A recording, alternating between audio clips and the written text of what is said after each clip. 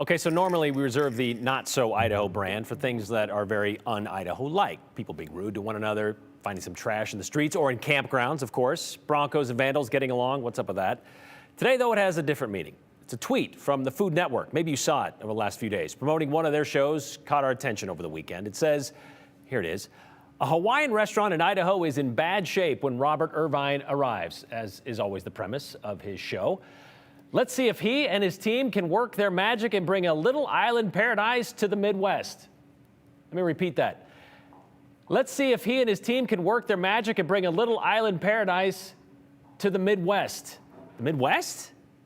Idaho, right? Food Network social media manager missed the day in geography when they went over where in the U.S. Idaho actually is. To be fair, we did some researching, though, because it turns out there are 4 other places in the United States that bear the Idaho name. There's Idaho, New York, which is east of Buffalo.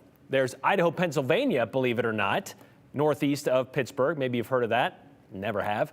There's Idaho, Ohio, conveniently, which isn't a confusing place at all. That's east of Cincinnati. Then there's an Idaho, Tennessee. I didn't know that either, which is just a few miles from the Alabama border.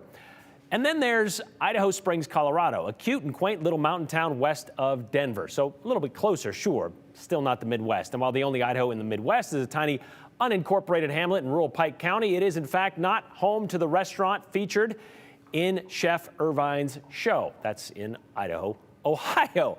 In reality, the show went to Island Kind Grinds. It was in Nampa, and more than 2,000 miles from anywhere in the Midwest. That episode, called Clueless in Idaho, touchy, I get it. It was filmed back in May of 2022. Who's clueless? I gotcha. The restaurant was renamed, by the way, Aloha Island Grill. So maybe you've seen it in downtown Nampa. As of August, it was under new ownership. And according to the Secretary of State's office, they're still open. I called today, but just has a new name.